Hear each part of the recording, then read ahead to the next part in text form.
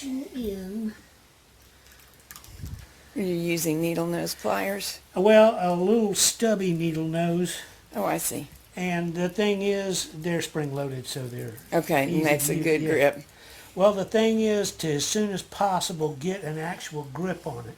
Right. Because you do want to pre-drain as much as possible. And you can see how beautifully red it is. Right. The Marvel Mystery Oil is to some extent adhering at this point. Won't be for long. Right. And here we go, on the pig mat, ready for the process.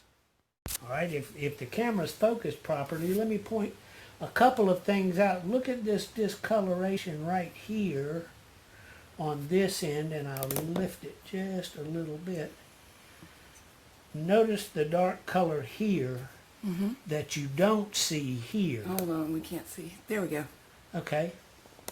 And I can move it back and forth if you just tell me which way to move. And what that is this was some residue that has absorbed the mystery oil. You can see it moving a little. Yeah. And that residue wasn't over here. So this is something we're looking for all over the carriage, is places that are not just pink. The Marvel Mystery Oil is itself pink, and we'll be washing it off. Right, and you can see I'm getting it to puddle right there, right Yep. into the pig mat. But that's what we're going to be looking for. Deposits. Yeah, now was that smooth or what? Yeah. That's what we use this process for. Right. It soaks the crud out, and Right. it conditions the metal so that kind of movement is possible. And let me point out, this is the stitch size. Okay, we can't see through your left hand. Can you Okay. point with your other hand? This is the stitch size slide. That was hard to say. But if you'll notice, it's two plates rubbing on each other. And again, I don't know if the camera can get in here, but there's a little pink jelly in there. And that is exactly what we want. I think I'm seeing it. Could you point to it? Right there. That's what I thought. Okay. And what that was is the grease, the old grease that absorbed the mystery oil. And now we're going to wash it out. It makes it much easier to wash out. Before, it was probably a hardened yellow gum. Exactly. Now, here we go. We're going to hopefully not get any on the camera. Can the camera see now? Yes, it can. All right. And, of course, you want it out of your hardware. But what we're going to do is work from the top to the bottom on one side, and then we'll flip it. And you notice there's a little bit of the discoloration, but it's coming right off. Right, because it's been soaked loose. Right, exactly. Or as they say in Quebec, exactement. Very good. I don't know if they say that in Quebec, but Probably somebody does. I'm sure. Look at that. I would like to add something here. Okay, sure. I use these carriages a lot, so they did need cleaning, but we did clean them a couple years ago. Sometimes you get a hold of one that hasn't been cleaned in 30 or more, not deeply, and it's going to be more work to get out all of the old crud and hardened oil from one such as that. All right, and all right, here we're going to point this out again and take my straw off and use it. A little discoloration here that we're going to take some steel wool and clean it up. A little discoloration here, and can you hear that? Mm-hmm. So we got to get that. We got to physically remove that. The chemicals are a huge help, but they're not the whole job. I'm thinking also about this area. Right. Now, a phenomenon is going to occur. I'm going to put this down, then we'll start over again. It's okay. The temperature in here is fine. It's not super warm, but it wouldn't matter what this temperature in the room is. This spray coming out is going to form a fog on the carriage. You'll see it frost kind of. Yes. And it's actually the silicone frosting.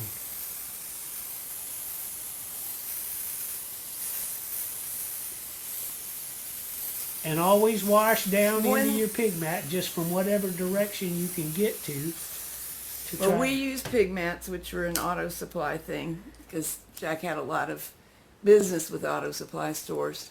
But should you be using old rags or old newspapers, use something to absorb the mess. Right, right. Because we definitely want to wash out all of the mystery oil. However, we don't want it all on the table. All right, into the back we go. And here's the thing. You may wonder, well, why are you washing it out? You say it's such a good oil. It is a good oil for cleaning and conditioning the metal. We have never seen it do any harm to metal parts. It will sometimes stain nylon parts, as I think we've mentioned. But I Okay. didn't mind if it stained the foot, so we're staying with that. We're gonna stop here for a second. You go on while I grab an implement. Okay. However, I have tried it as a lubricant and it doesn't do a good job. I don't care for the performance of the machine with it in there. There's an exception to that rule, and that's antique sock machines. And there's a reason why that might be. They are solid, old-fashioned cast iron in many cases, sometimes cast aluminum and other cast metals. And that might be why they react different than this high-quality steel does. I found a dust Differently. rhino, and I cannot get that. I think we just washed it out. And you will sometimes see those emerge in this Right. process, and you obviously need to get them out by hook or by crook. Or hemostats, or dental tools. Right, all useful But stuff. let me point out the kind of action we're getting. Okay, could here. you use your other hand again? Sure. Nice, Gravity. happy. Yeah, gravity is repositioning this, and you can see how smooth that is. And I think this is one of our friends right here. They're actually our enemies. Right. Yep, there it is. Now, that's the type of thing. If you put it on the pink of your hand, it shows Okay. nicely. But I've got to get, Okay, how about that? yeah, there we go. All right. The reason this was so visible and easy to get out is all the fiber kept absorbing the mystery oil. And as it did, it floated around in the bath, and then it makes little clumps that no longer stick to the carriage. And you may have to, depending how dirty your carriage was, do this for quite a while. You I'm might. estimating 20 minutes on this one, but we've spent 2 and 3 hours on really filthy ones. And let me say this about the garter carriage people, because even though I'm not working, I still get a few emails. The thing about the garter carriage is it's not so easily all on one plane. It's a stack of gears. So you It can take some real you time. must continually rotate and clean and rotate and clean. Show the people what you're using. I noticed you're using the food grade Yes. silicone, but also LPS 1 can do this job. It can, and this is what I found out doing this for years and years and years. The silicon more easily absorbs into whatever mat you're using. So it's less And- of a mess. Yes. On And- the other hand, the other product is more foamy. So Yes. if you're trying to get a lot of fuzz out, you might want to select that one in spite of the mess. Am I right? Yes, that is correct. But you can hear the force of the spray. Yeah. But a lot of people have said, well, I used the spray and I don't see that it's really working.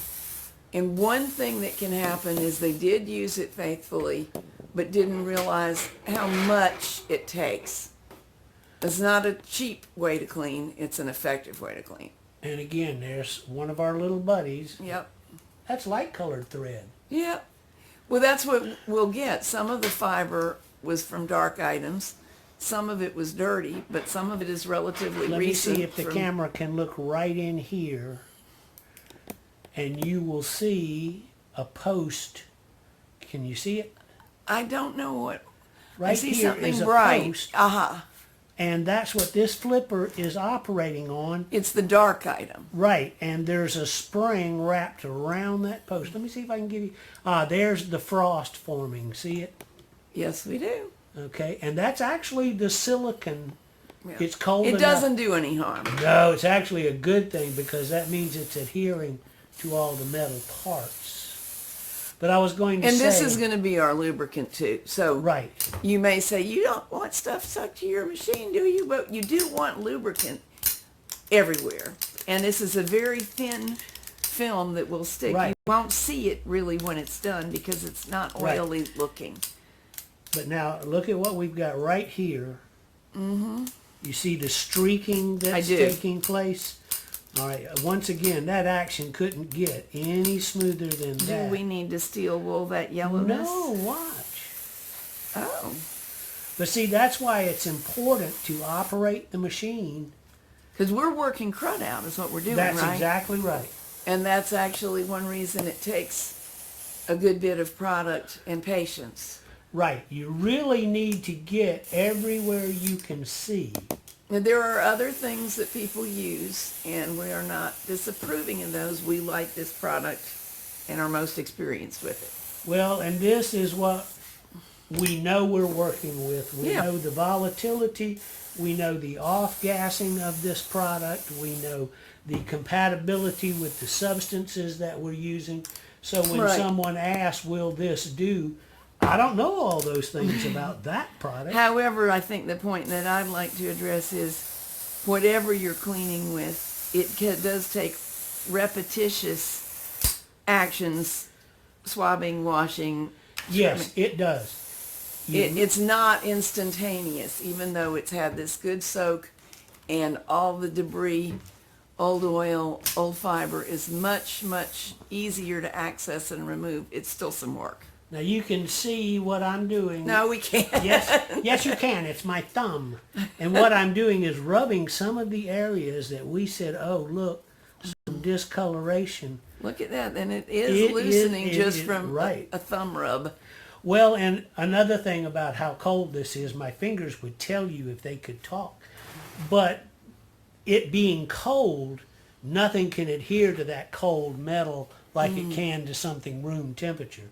If you've ever tried to knit with one that was very cold, it's stiff and doesn't Oh, yeah, they want- don't knit well, even if they are well lubed. They just Right. don't. But the crud doesn't stick well either. And let me say this for button users. If you Which have- is not something that this brand of machine does, but Right. the innards still have some similar action. That's right. If you had buttons in the front of your carriage, they would have part of this arrangement and then they'd have some other slides. And if they don't move like that, It's a perfection. that's right, then that's when we made a video about taking the button assembly apart. This one, a little less complex, so you can actually see down in there. With those button assemblies It in does housing, it doesn't- happen that somebody needs to take one of these all the way apart, but not as often. Well, and again, you mentioned that this one was cleaned a few years ago, and now it's getting refurbished again. But if you were to get one at an estate sale, or you saw one for $10, including shipping on eBay, People inherit them too, and Right. very often the last few years of the previous owner's life, that person has been unable to fully Right. use it. and get it, and let me show you what we're looking at, okay? This is moving beautifully, so what's holding it on is the question, and it's going to be these pieces are keeping that slide in place, and they're trapped underneath here, and then there's also, you can see that it's held from left to right by that post and this post right here. So those are all things that if your action is not working properly, you can look for something that doesn't look like this. For example, a spring detached. Right, right. And, you know, we'll just briefly say, if you have to take it apart, you've got to pull circlips and you've got to pull springs. Draw yourself a little map of where this And spring take came pics from. all along. Yeah, this spring, this circlip, and whether there's a machinery washer like you see there under the circlip or not like you see there. Let's get on with our cleaning process. Okay, You see some of the crud moving. There it we is. do. Aha, get out, go away.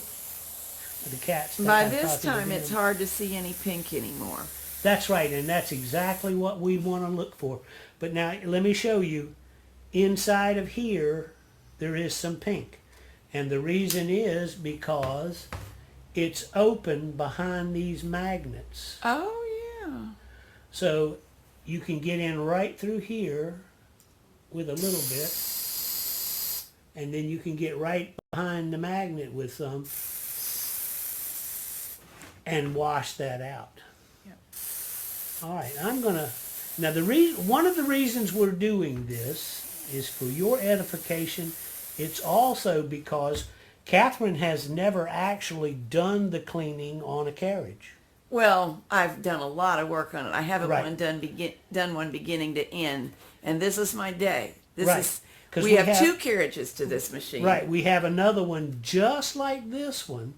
And once I've done this one and we're pretty satisfied with what we got, which is looking about like this point, that's as smooth as an action. Well, we might want to go off camera and do the steel wooling of those metal parts. Yeah, I always start with a toothbrush, a good stiff toothbrush. And it might be enough. And that might be enough, and then a little steel wool if we need to.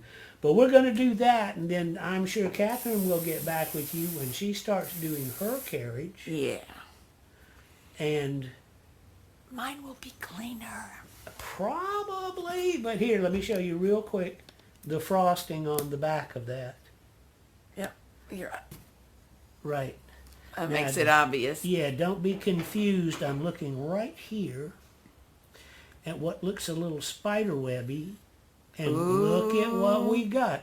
That's another reason that I found for using the silicone. You can see the Right, crud frost. right. Got it. And you should see what Catherine was touching this, There we go. but you shouldn't see little fuzzy stuff with frost on it, like it's growing mold, but that does help. What an idea. Oh, yeah. But it does help you to see where the crud is when you've used this process. There's another spot right there. I don't know if the camera can see it, but it looks a little... Oh, I see it. Yeah, it looks a little bit fuzzy, and that means somebody's hiding down in there. Uh-huh. And I will turn these around and get it out. Now, the thing is, it's perfectly true. The minute you start knitting, fibers will go everywhere.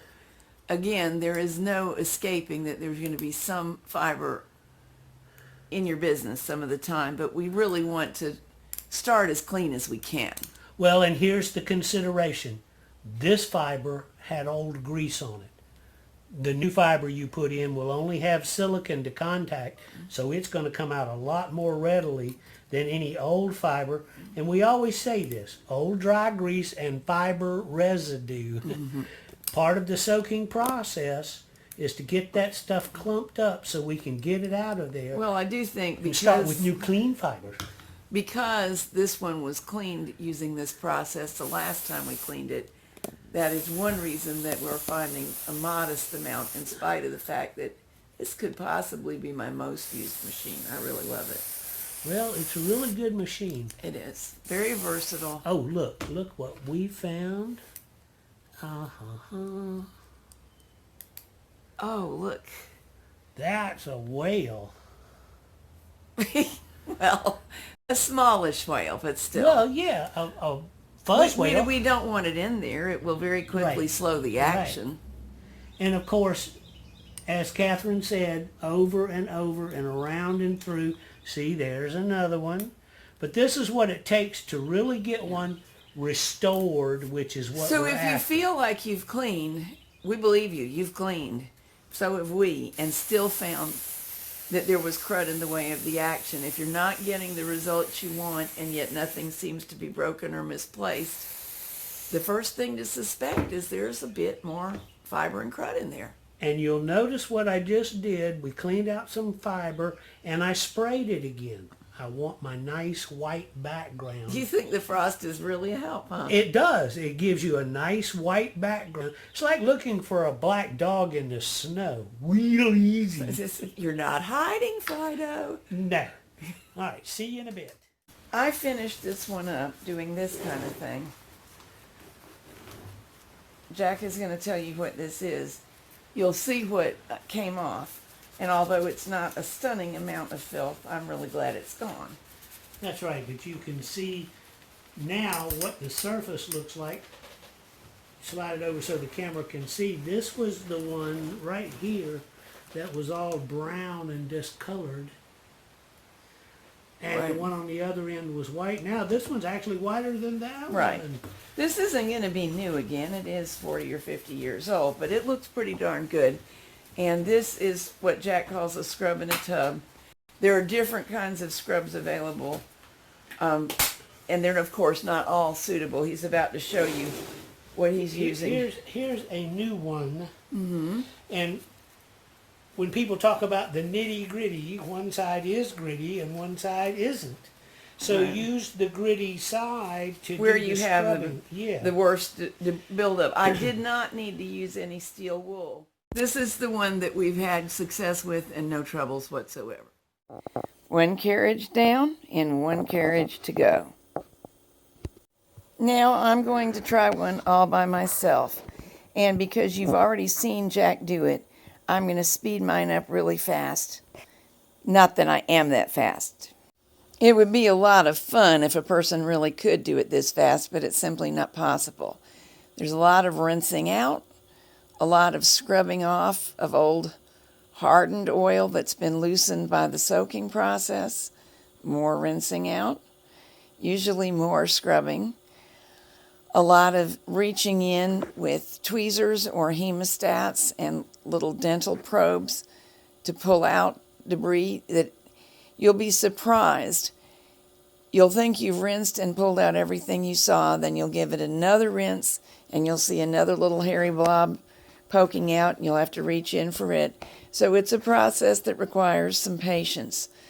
It's extremely satisfying when you get it all done to know that you've been in there. In a little bit, you will see me, because I'm not as skillful at this as Jack is, knock off a spring or two. It's okay. I found them, and then I could reseat them without a problem. If they pop off that easily, they usually sit on a peg, and they'll hook back on with no problem. It may happen to you. It also happens that sometimes either in the cleaning process or before we took it apart for cleaning, a spring has been loosened or damaged. And this is when you will need to deal with that. Many times, if the end is just bent, we can bend it back into its proper shape. There I go. One's going back into position.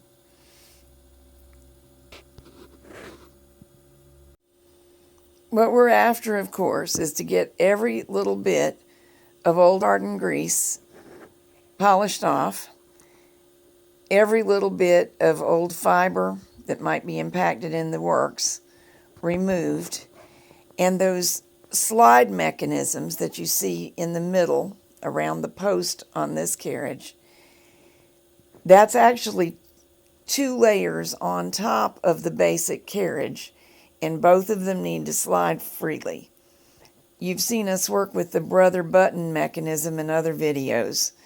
It has a similar setup with 2 things that fit very tightly together and need to slide freely in order for the carriage to operate properly. In that case, it's the buttons.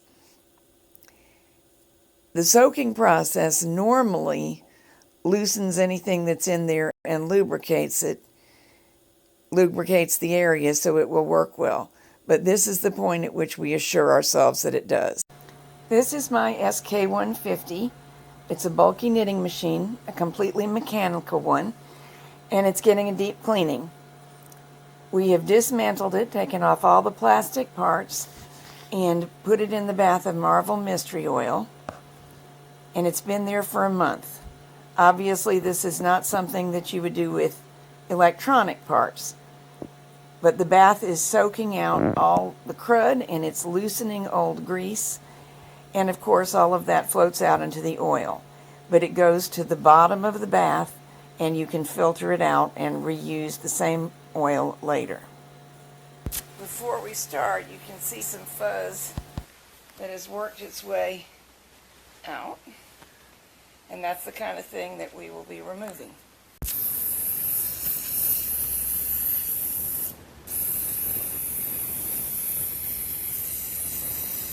See what I'm rescuing here? You do have to be careful if you use shop towels. And Jack's found a nice little bit. Well, here's the coup de grace. Yeah, we're finding some of that. All of this stuff was in places that we really couldn't get to with the machine in its case. You only have access. Yes, we do have a rat tail brush, as you do, and run it through the channels. But some of this area is simply not accessible until you denude the machine. And nothing makes crud show up better than to paint it pink. True, and here it is, pink. Some of the old oil and crud can just be wiped off with a shop rag, as Jack is doing. That's right, before anybody sends us a nasty gram saying, why didn't you? We do. It's just that I like to get as much of the silicone on the bed as quickly as possible when it comes out of the oil, so that those little globs of fuzz and grease have something to make them turn loose. I've already done most of the underside of the bed. After the rinsing, just cleaning it with a shop towel, making sure that no blue towel debris gets there. But you also need to run something underneath here as I'm doing this dental tool, because stuff like this falls out. This is actually the sponge bar channel, and this is not the only way we're going to clean it. We'll run the rat tail brush in, but a lot of times you can pull out blobs doing what I'm doing with that tool. Another place we'll try to insert the rat tail brush is here. Cosmetics aren't very important on this side because we won't really be looking at it, but finding things that are wrong, such as rust, are pretty important, of course. And this is when you would locate some. I scraped some small spots off this area and I wiped it off, and after I removed the surface rust, there was clean metal. And usually the Marvel Mystery Oil bath will halt the development of further rust if it's minor like that. If it's not so minor, you have to decide exactly how aggressive you want to be. I can't advise you on that. I'll let Jack comment if he has a comment. The dental tool can also be used to loosen some hardened stains.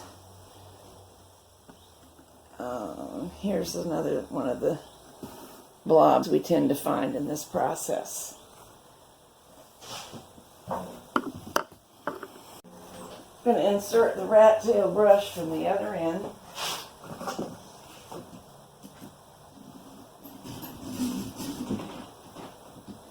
The forward area is the sponge bar channel. And of course we have way more room than we usually do. I just saw a big glob of nastiness pop out the end though. Yeah!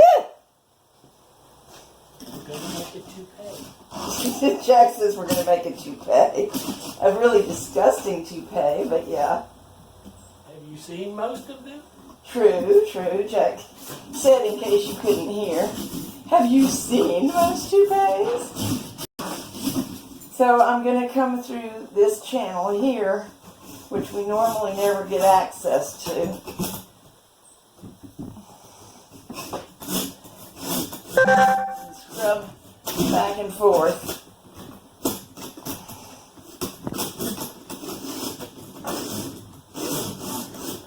And I saw some stuff pop out. Now I'm going to do that from your end too, but I can't let you see because, whoa, nasty, nasty. But that's what we want to get out, and we normally can't get in here.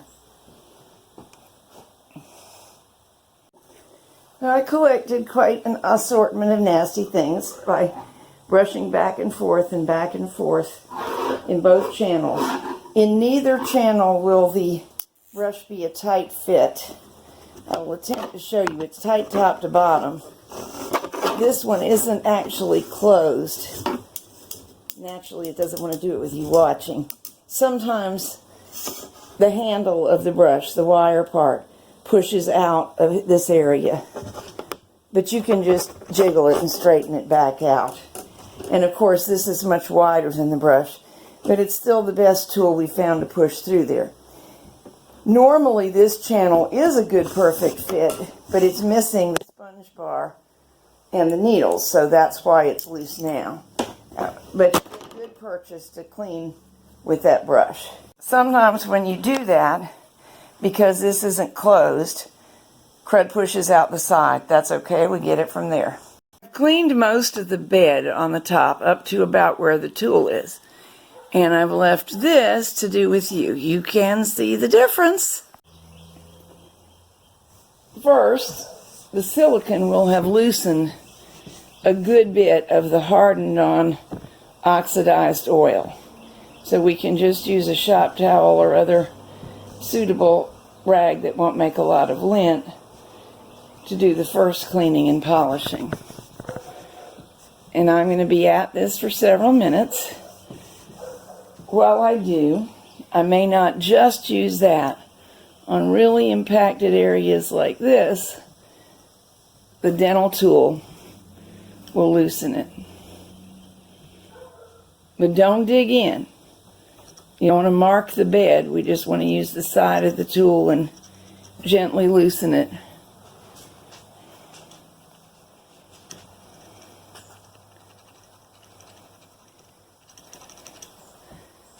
You can see big improvements happening there. It's not a speedy process. This bed has been used a great deal and has some oxidized oil on it. The carriages have been cleaned while in my possession. The bed has not.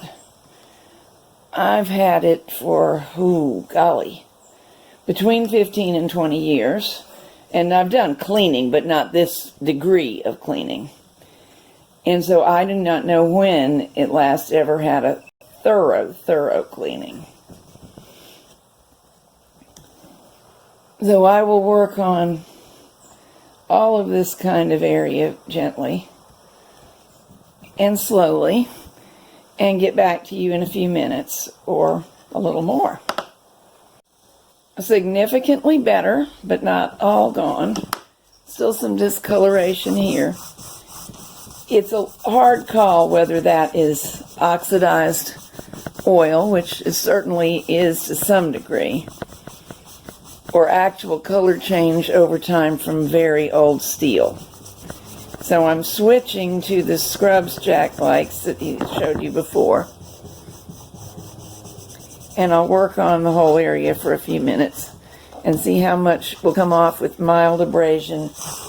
And there is a solvent on the scrubs that has always worked for us harmlessly. It does take some elbow grease. But if you keep working one area as I am and you see it getting lighter, then you're still getting off oxidized oil. If the steel has been chemically marked in a permanent way, you won't make any headway at all.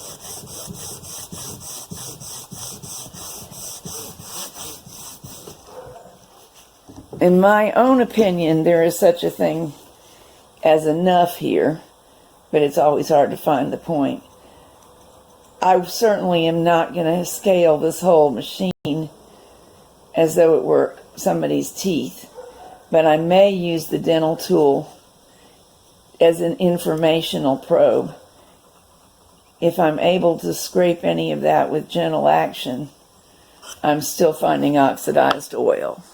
You may possibly decide to use very fine steel wool very gently.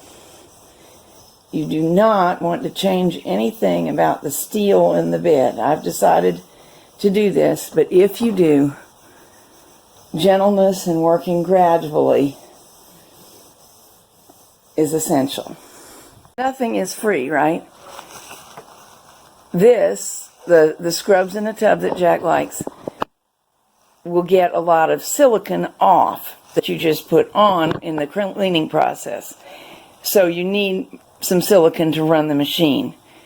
This, no matter how fine and how careful you are, you know what steel wool does. As it gets smaller and more worn on the pad, that's a sign that tiny, tiny filings got where you were working. So although this looks terrific now, I'm going to need to wash it down again with the silicone, the LPS food grade, both to wash off any debris from this and to re-lubricate it for actual use. I'm only going to show it to you from this one direction, but I'll be turning the machine hither and thither, spraying out anything that we got into it and re-lubricating it at the same time. I want to leave you with one thought. As I mentioned, this bed may not have been cleaned in 30 years, so I deemed gentle use of the steel wool appropriate. I may never do it again in life. If I keep up with this properly, it shouldn't be necessary.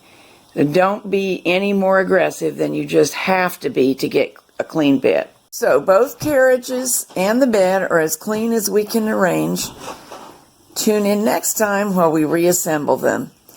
We're going to make a separate movie out of that just so it won't be burdensomely long and difficult to find what it is you want.